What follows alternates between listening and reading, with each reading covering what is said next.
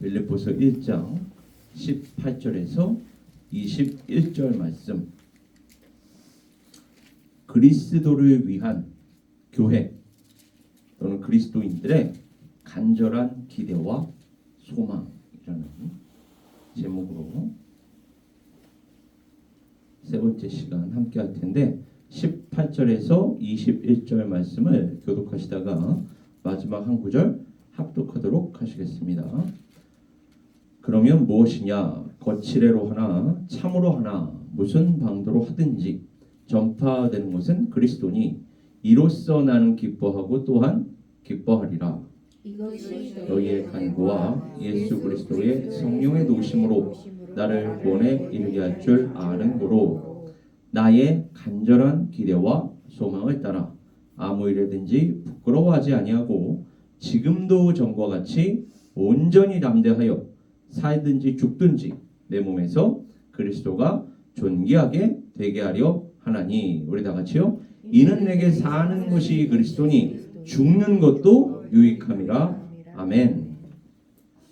우리 이 말씀을 전하기 시작하면서 여러분들에게 지금 이거 다 녹화되고 있기 때문에 혹시 이 설교를 들으시는 분들 또한 함께 나누기를 바라는 마음으로 광고 하나 드리자면, 어제 긴급하게 저에게 전화가 왔습니다.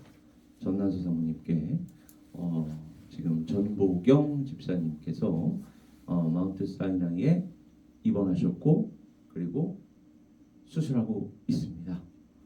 그리고 5시간째 지금 들어가서 못 나오고 있는데 목사님 기도해 주세요 이렇게 전화가 왔어요. 그리고 제가 사모님 요즘에 마취도 그렇고 점점 정밀하게 검사하는 그런 상황이라서 조금 더 기다려보세요. 너무 걱정하지 마시고 곧 좋은 소식이 있을 거예요 라고 제가 답변을 해드리고 그리고 저희가 합심기도 특히 할 때마다 저는 물론이고 교회가 함께 기도하고 있습니다.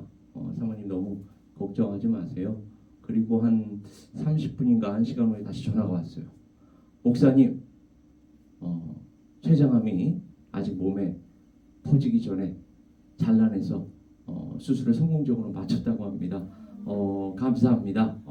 하나님께 감사드리는 마음으로 이렇게 목사님께 또 소식을 전해드립니다. 이렇게 전화가 왔어요. 그래서 그거 보시라고 사모님 하나님께서 함께 하시지 않았냐고. 물론 결과는 하나님께 있지만은 어떤 결과를 주시든 다 하나님께 있지만은 우리는 그럼에도 불구하고 하나님 특히 어머니의 심정 아니겠습니까? 그 따님을 먼저 그 수술실로 그렇게 들여보내는 거 어머니의 마음이 어떠하겠습니까? 정말로 그런 상황에 놓이지 않은 이상 그 심정을 누가 이해할 수가 있겠습니까? 그래서 하나님께 또 간절히 부르짖었는데 하나님께서 초기에 발견되게 하셔서 이렇게 고쳐주셨는데, 우리는 사실은 하나님께서 어떻게 응답을 해주시든 지금 오늘 본문 말씀의 제목과 같이 우리의 기도 제목, 궁극적인 기도 제목은 간절한 기대와 소망이 어디에 있다고요?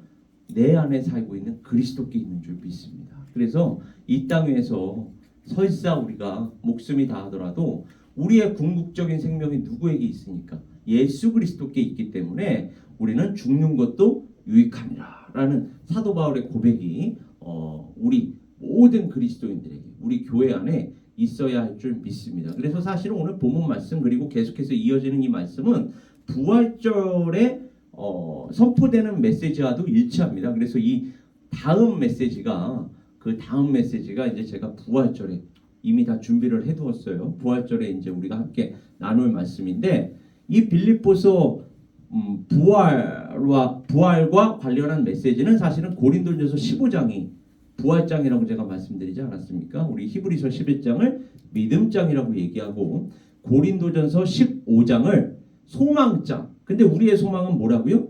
부활이에요. 부활. 우리의 궁극적인 소망은 이 땅에서 잘 먹고 잘 사는 게 아니라 예수 그리스도와 같이 다시 사는 것입니다. 그리고 그 하나님의 나라에 가서 그 하나님과 영원히 사는 것입니다. 그게 진정한 소망이에요. 그래서 이제 소망장이 곧 부활장입니다. 그게 고린도전서 15장이고 그리고 이제 사랑장은 우리 모두가 다 아시는 대로 고린도전서 13장. 그래서 믿음, 소망, 사랑이라고 얘기하는데 이 믿음장, 소망장, 사랑장이 다 이렇게 성경에 기록이 되어 있습니다. 그러나 진정한 믿음, 진정한 소망, 진정한 사랑은 이런 점진적으로 발전이 되는 신학 속에서 아무래도 신약 성경에 나와 있겠죠. 구약 성경에서는 아직 흐릿하게 예수 그리스도 안에 있는 그 신앙이 나타나기 때문에 신약 성경에 와서 예수께서 다 이루셨고 그리고 다 이루신 그걸 사도 바울을 비롯한 또 12제자를 비롯한 사도들을 통해서 이게 무엇이다라는 거, 예수께서 이루신 게 무엇이다라는 거, 그리고 우리가 무엇을 믿어야 한다라는 게 바로 이제 서신서들의 기록이 되어 있고 마지막 요한계시록에서는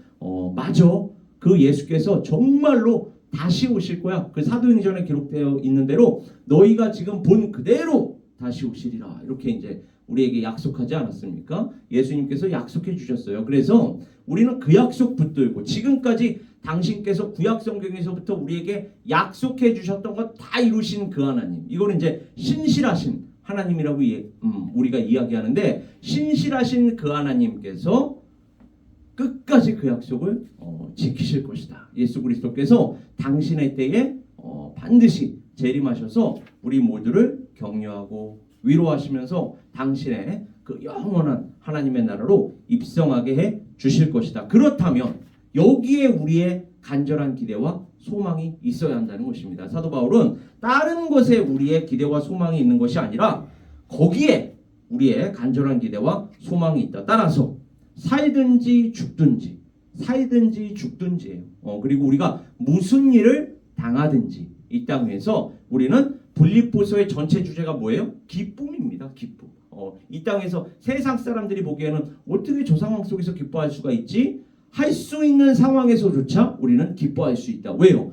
그 위에 있는 궁극적인 성경의 메시지가 무엇이기 때문에 살든지 죽든지 내 안에 계신 예수 그리스도이기 때문에 아니 예수 그리스도가 나와 동행하시는데 하나님께서 나와 동행하시는데 우리가 기뻐하지 않을 이유가 어디에 있겠습니까? 우리 미국 사람들이 흔히 하는 농담 Why not? 그죠? Why not? 왜 우리가 기뻐할 수가 없습니까? 얼마든지 기뻐할 수 있죠. 그래서 이걸 사도 바울은 뭐라고 얘기하는 거예요? 살든지 죽든지 그리스도의 영이신 성령의 전으로서 이제는 성령까지 연결시키자면 우리 안에 그리스도의 영이신 성령께서 임재하신 그래서 우리가 성령의 전이라고 비유가 되어 있지 않습니까? 그리고 그리스도의 의의 무기다 또는 그리스도의 종이다.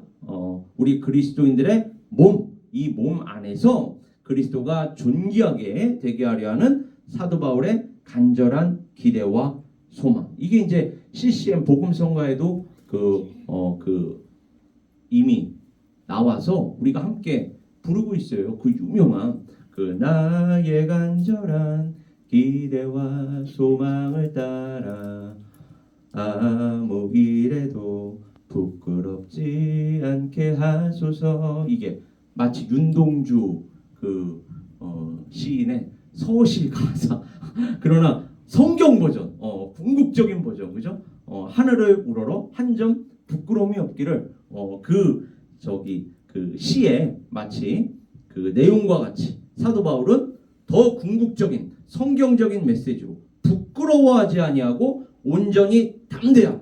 그래서 대조되는 이와 대조되는 치욕, 이와 대조되는 치욕과 용기 그리고 그리스도께 속한 교회 또는 그리스도인들이 다 같이 발견이 되는 것입니다. 왜요? 사는 것이 내가 아니라 내 안에 계신 그리스도이기 때문에 그렇습니다.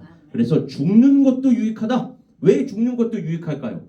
이 땅 위가 끝이라면 죽는 게 유익할 게 없을 거예요. 그러나 죽음 이후에 영원한 삶을 누릴 뿐만 아니라 주님께서 예배해 놓으신 상급을 우리는 받기까지 할 것입니다. 그 상급은 어떤 상급일지 몰라요. 그러나 적어도 이 땅 위에서 우리가 서로가 서로에게 나 잘났어.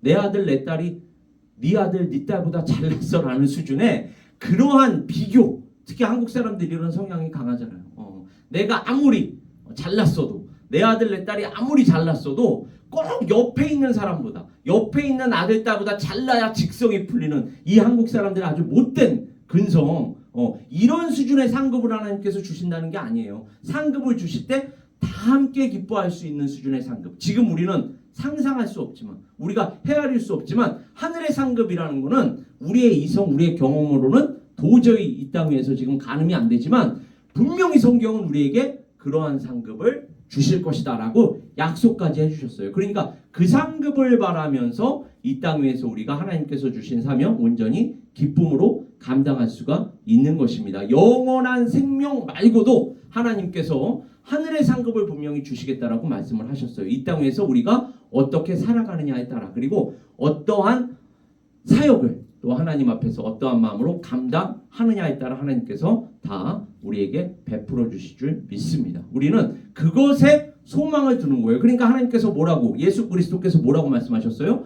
너희의 그 보물을 이 땅 위에 쌓지 말고 어디에 쌓아두라고요? 하늘에 쌓아두라. 그럼 하나님께서 그거 나중에 다 갚아주실 줄 믿습니다. 우리는 그것을 믿고 나아가는 것입니다. 그래서 우리는 이 영원한 생명 플러스 하나님께서, 주님께서 예배해 놓으신 상급을 받을 것입니다. 교회는, 그리스도인들은. 그러나 사도 바울조차 어떠한 부분을 우려했느냐?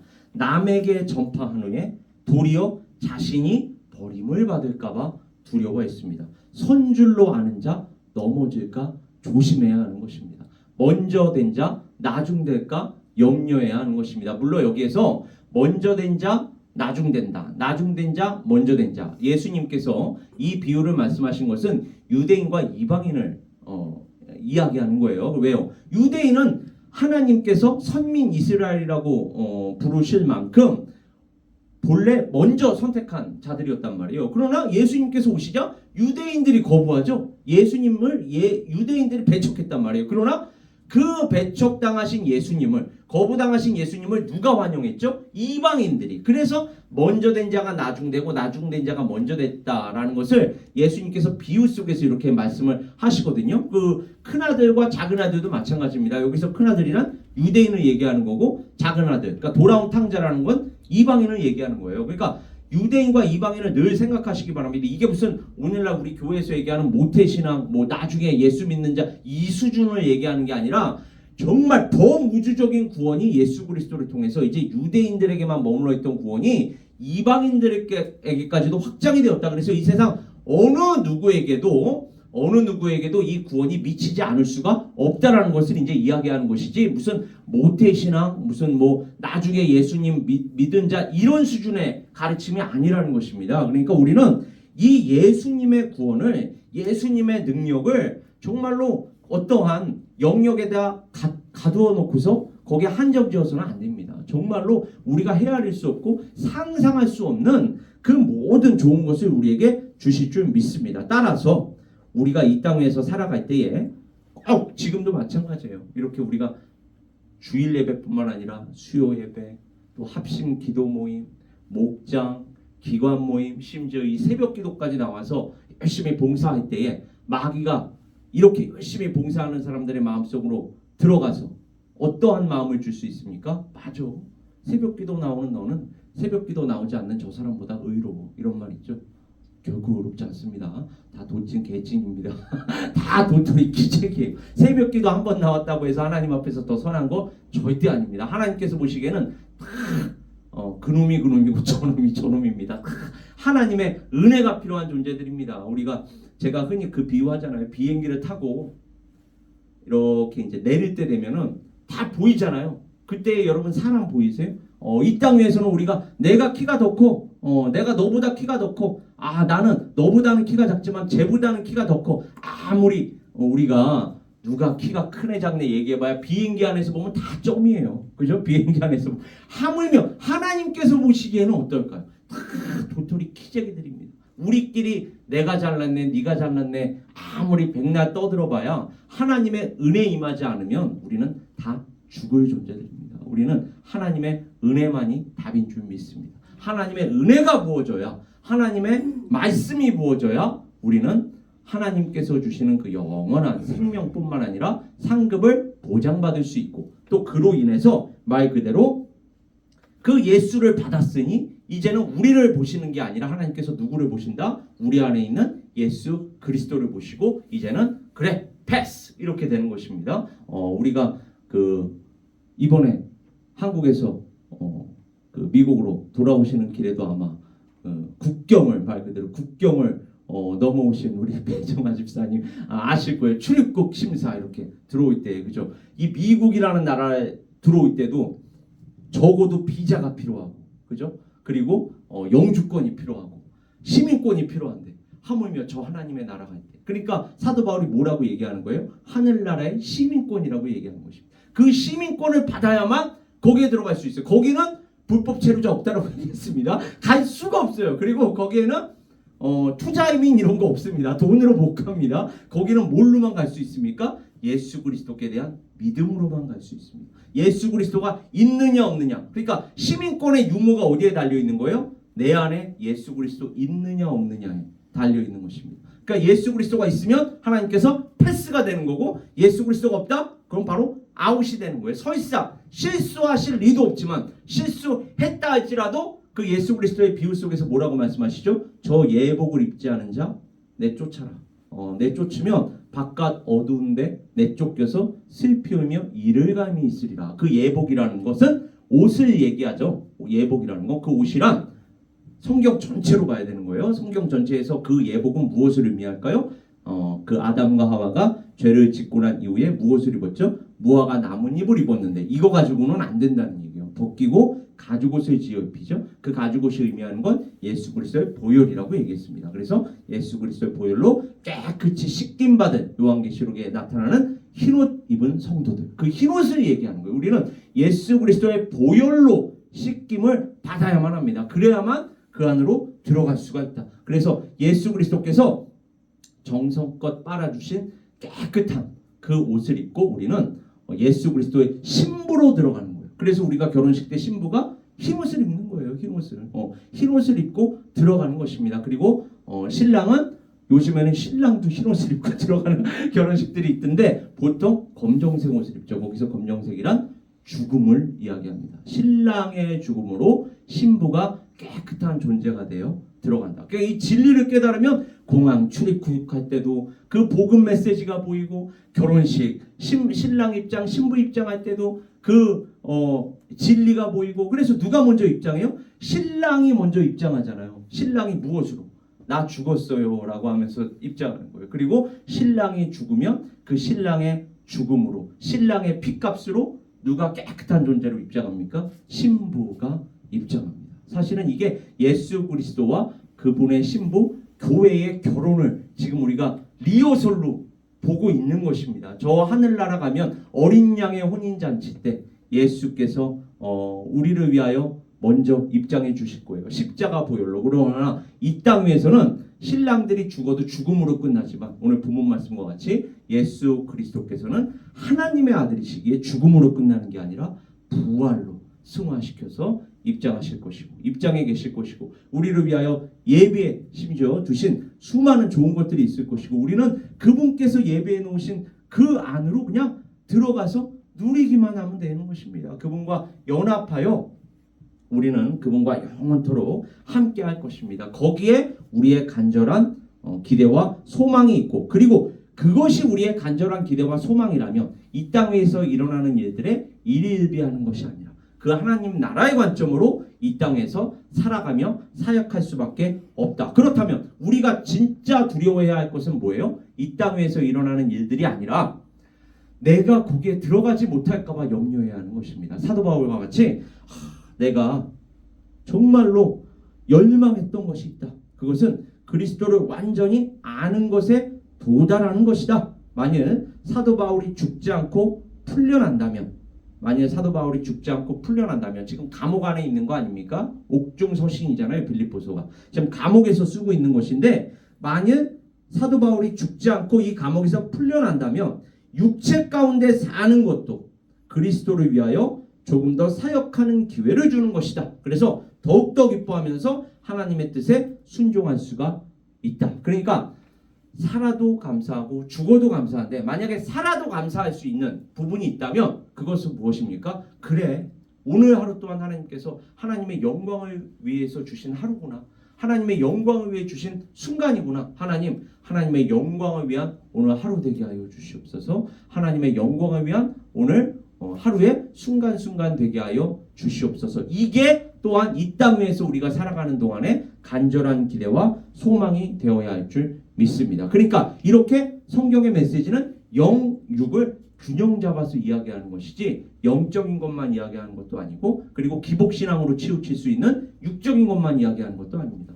영육을 균형 잡아 이야기하는 것입니다. 그래서 우리는 성경을 이렇게 전체적으로 볼 수가 있어야 돼요. 이 말씀은 로마서 14장 8절에서도 이렇게 기록되어 있습니다. 우리가 살아도 주를 위하여 살고 죽어도 주를 위하여 죽나니 그러므로 사나 죽으나 우리가 주의 것이로다. 예수께서 데살로니가 전서에서는 우리를 위하여 죽으사 우리로 하여금 깨어있든지 자든지, 여기서 깨어있다라는 거는 살아있는 거 얘기하는 거고, 잔다라는 거, 성경에서 잔다라는 거는 죽는 것을 이야기하는 것이죠. 그래서 이제 고인이라고 얘기하잖아요. 거기서 고인이라고 얘기할 때 그 고자가 잠잔다라는 뜻 아닙니까? 그러니까 자든지 자기와 함께 살게 하려 하셨느니라.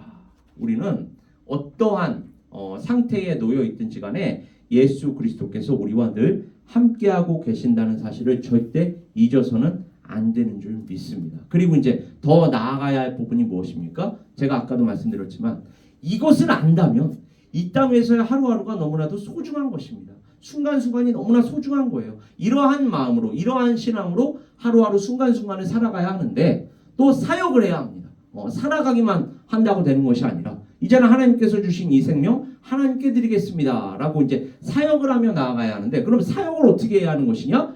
교회 공동체와 함께 나아가 사역하라는 것이 바로 성경의 메시지인 것입니다. 나만 홀로 예수 잘 믿고 그리고 그 예수를 위하여 사역하는 것이 아니라, 사역하라고 하는 것이 아니라 교회 공동체에 속하여, 왜요? 우리는 다 그리스도의 한 몸이라는 비유로 우리에게 말씀해 주고 계시는 것입니다. 한 몸이에요. 누구는 손의 역할, 누구는 발의 역할, 누구는 허리의 역할, 누구는 눈의 역할, 누구는 입의 역할, 누구는 코의 역할을 합니다. 머리는 누구뿐입니까? 예수 그리스도입니다. 교회의 머리는 예수 그리스도. 그러니까 예수 그리스도와 우리와의 관계에서만 수직적인 질서가 성립이 될 수 있다라고 말씀드렸어요. 우리끼리는 다 수평적인 질서라고 제가 말씀을 드렸습니다. 누가 누구에게 복종하고 하는 말씀은 없습니다. 목사 말씀에 순종하면 복받고 목사 말씀에 불순종하면 저주받는다, 그런 쌍팔년대식 말씀에 걸려 넘어지지 마시고, 목사 말씀이 아니라 하나님의 말씀,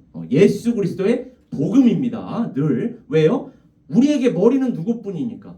예수 그리스도뿐이기 때문에 그렇습니다. 그러니까 목사는 정말로 그 누구보다 지금 사도 바울과 같이 두려워할 수 있어야 돼요. 하나님, 제가 오늘 강단에 섰을 때, 말씀을 선포할 때, 그리고 성경 공부 가르칠 때에, 그리고 제자 훈련 또 가르칠 때에 하나님, 하나님의 말씀을 전하게 하여 주시옵소서. 저의 생각, 저의 경험, 저의 기준이 아니라 하나님의 뜻, 하나님의 말씀을 바르게 전하고 그 하나님의 말씀에 따라 우리 교회 공동체가 함께 세워지게 하여 주시옵소서가 목사의 기도 제목이 되어야 하고 성도님들의 기도 제목이 되어야 할 줄 믿습니다. 그러니까 하나님의 말씀이 늘 중심이 되어야 하는 거예요. 그리고 그 하나님의 말씀이 오늘날 우리에게 무엇을 얘기한다고요? 너희가 함께 이 교회라는 공동체 안에서 함께 살아가고 함께 사역을 해야 한다. 함께 이 교회를 세워 나가야 한다. 그래서 오늘이 아니죠.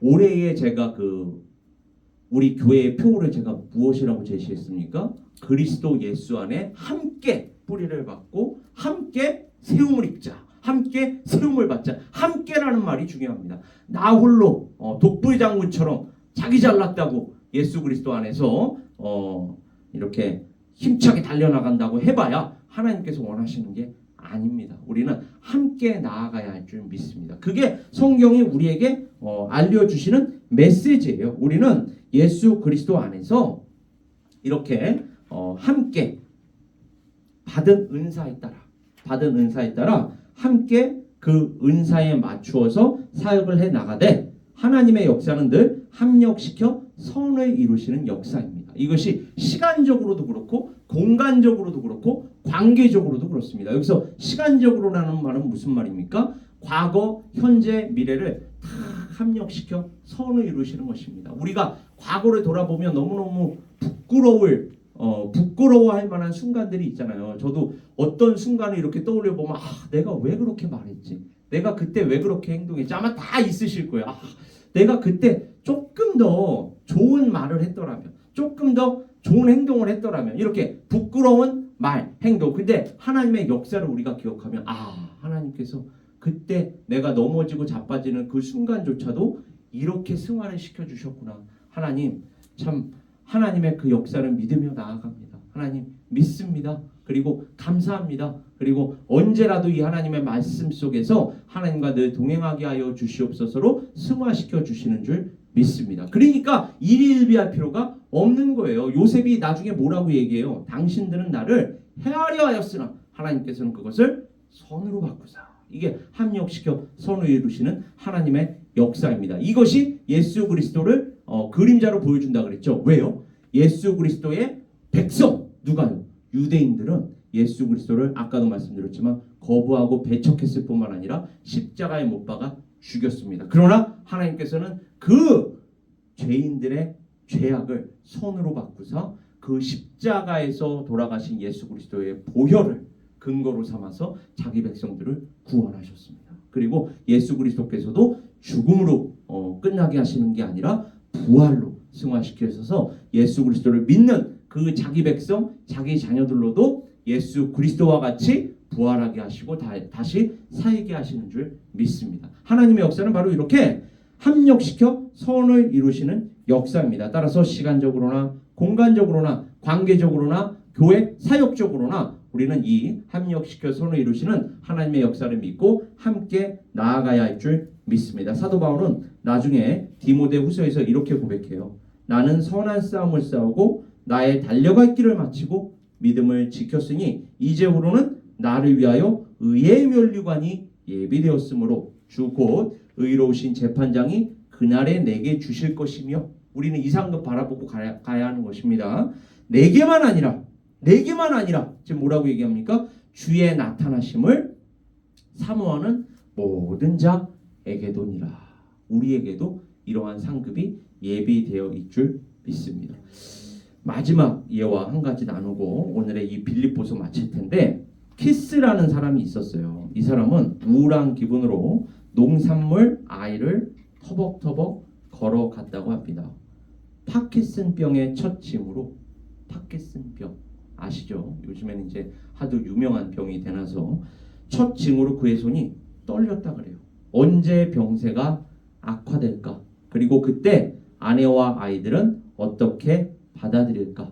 키스의 이와 같이 우울한 생각은 웃음소리로 산산조각 흩어져 버렸다고 합니다. 감자더미 옆에 어떠한 남자가 휠체어에 앉아서 키득거리는 소년을 밀고 있었다고 해요. 아빠가 몸을 기울여서 무슨 말인가 속삭이자 아이는 웃음을 멈추지 못했다고 합니다.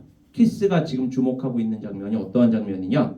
눈에 띄게 건강이 좋지 않았지만 소년과 그의 아버지가 그들이 할 수 있는 한 기쁨을 누리는 장면이었다고 합니다.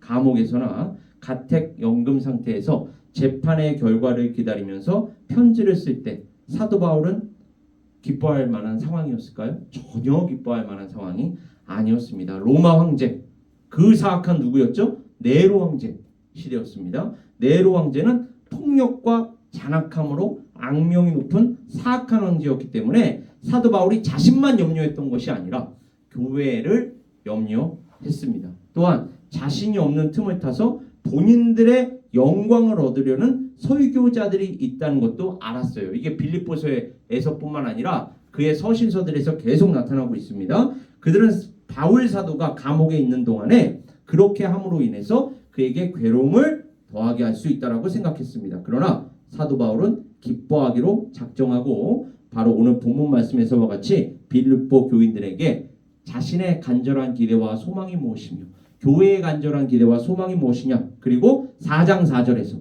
결론에서는 이렇게 얘기합니다. 주 안에서 항상 기뻐하라. 내가 다시 말하노니 기뻐하라. 우리는 영광스러운 미래를 바라보면서 이 땅 위에서도 그 영광을 맛보면서 살아가고 사역하되 함께 살아가고 사역해야 할 줄 믿습니다. 하나님께서 늘 함께하여 주실 줄 믿습니다. 오늘 하루 또한 오늘 순간순간 또한 바로 이와 같은 에베네스의 선교교회의 하루 순간순간 될 수 있기를 주님의 이름으로 축원합니다. 우리 시간 함께 기도하겠습니다. 아버지 하나님, 오늘